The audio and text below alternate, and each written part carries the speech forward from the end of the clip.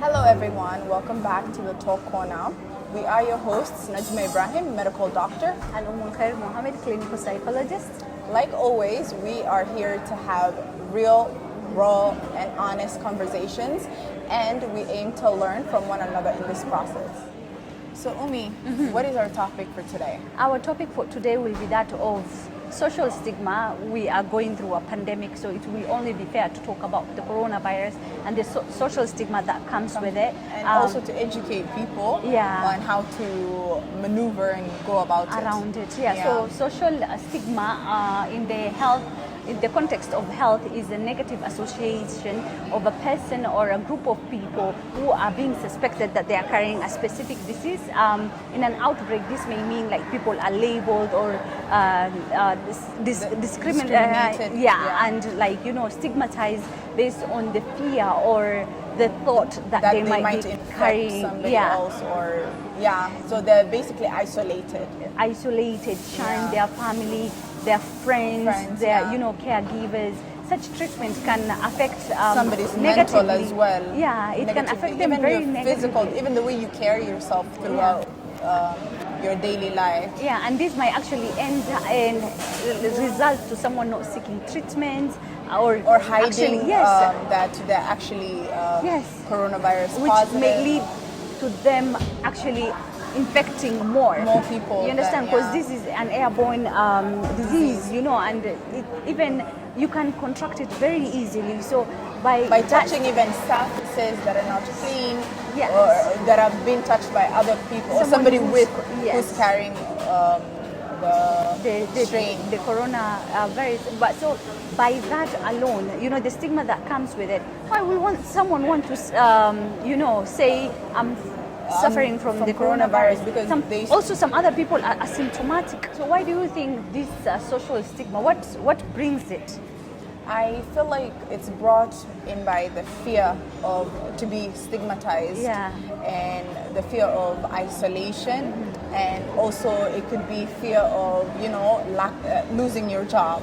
So these are the reasons people keep it to themselves and do not seek treatment.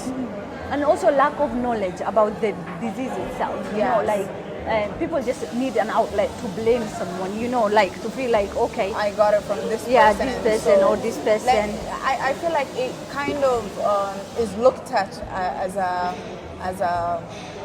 I don't know. It has a horrible outlook. Yes. Like people have a horrible outlook towards it because of obviously how many people have suffered to death. Because of the virus. And also the fear of isolation, like you mentioned, we are very communal in a community where we like to discuss with our other folks, like meet up for meetings, tea. we love attending just parties, talking. we love unwinding, we love coming together as a community and as friends. We are very, very communal community, and for someone to come and we're very social well-beings. And for someone to come and tell you, oh, you have coronavirus, when I don't have the symptoms, I'm very much asymptomatic. I'm like, no. The thing is, like, even the fear of that word, because it carries a huge stigma with it. So even hearing that you have it, you will even convince yourself that you don't have it, even though you're experiencing the symptoms. You can only imagine because you can't deal with the truth that you don't want to. Because it comes with a trauma on its own because of the many deaths that we have seen, and also in the beginning, you will see people falling on the streets. Of the news. I feel like the news people were. It was raw. The way the message was passed. The way it was passed was very scary. Yes. So you can only imagine how people would react. Yeah. And also the whole isolation part. People imagine being isolated from your own family. Like mentally, that actually affects you. If you have like a child, let's say, you're a mom or a single mom or a single dad, whichever, and then you are told, oh, you need to be isolated, or you need to be isolated in a hospital, and the hospital bill is massive. You understand? True. And so there is not much of financial anxiety that's going on right now because of the COVID. A lot of people would hide their symptoms. A lot of people it's common sense. it's common sense that people, especially in a third world country like Kenya, it's not easy to get around to begin with. And imagine having coronavirus. And you're asymptomatic, let's say. Because if you are suffering from it, actually the disease has actually kind of crippled you, for lack of better wording. You are in bed, so there's nothing you can do about it. For those who are compromised, who have other diseases like the heart disease, like the blood pressure, diabetic, and all that. They're highly affected. Yeah, like they have their risk factor is like it's much more. It's much higher than somebody with no.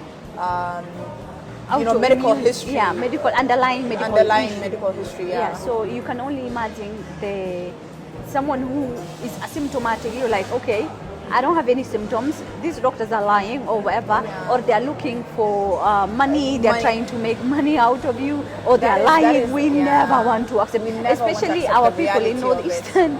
Oh, there's no corona. Yeah, they don't corona. Allah will protect me. You understand? No, Allah will protect you if you protect yourself. Yes, yes, and actually it's in the hadith also, like in terms of pandemic. Yeah, there's ways to go about it. Yeah. So we shouldn't just assume just because you have a religion. The thing is, the religion, it's not like coronavirus was there back when, Yes, but there were a lot of pandemics. But there was a lot of pandemics where there was like, you were given ways to go about it. Yes, which is just the same way like the government guidelines, restrict yourself in your area, so we need not to... Don't be ignorant.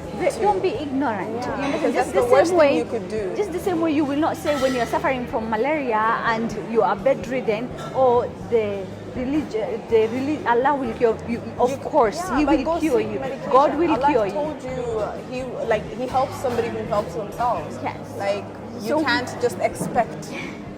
So what can we do? What do you think we can do? How can we get rid of this stigmatization?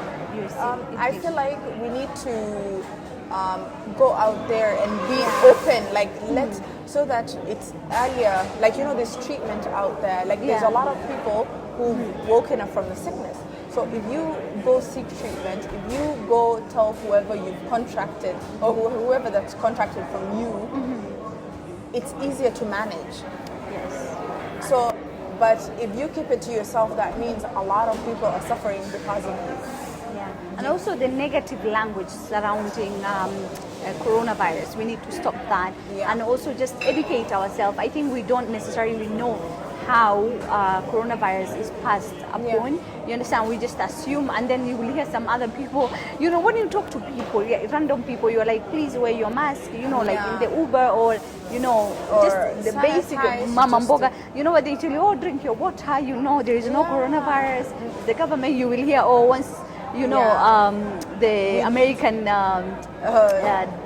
political drama finishes, coronavirus will go with it.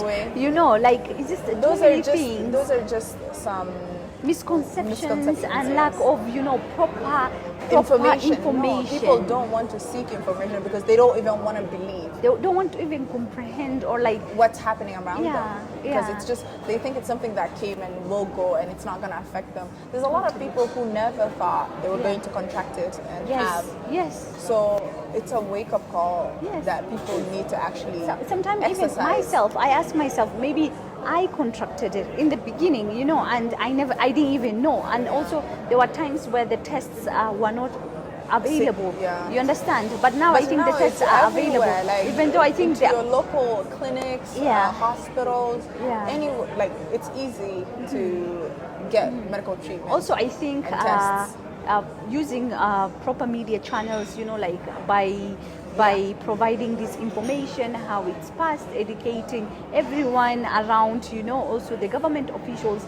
Don't just say, oh, do this A, B, C, D, be the example. True. You understand? We can't live here and be like, and then we do it. So what do you think we can do as an individual?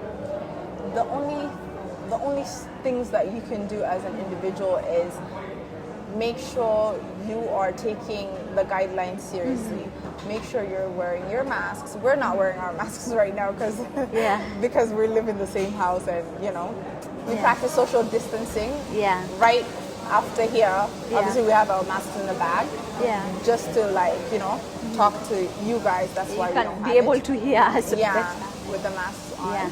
But yeah, wear your masks, Sanitize. sanitize, practice social distancing, and also If you are in contact with someone who has coronavirus, quarantine yourself and go take the appropriate test and treat yourself, like get treatment. Sorry. Yeah, people are recovering from coronavirus. Yeah, you know, lot of people. a lot of people, and they have resumed their normalcy. Normal Yeah. day-to-day lives.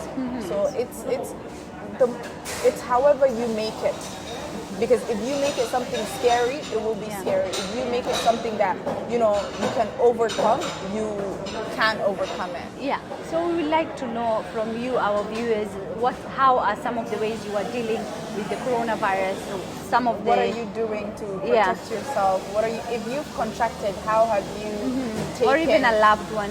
Yeah, some or of a the loved steps. one. Some of the steps you've taken so that it can help somebody else and also educate us. Yeah, as we educate each other.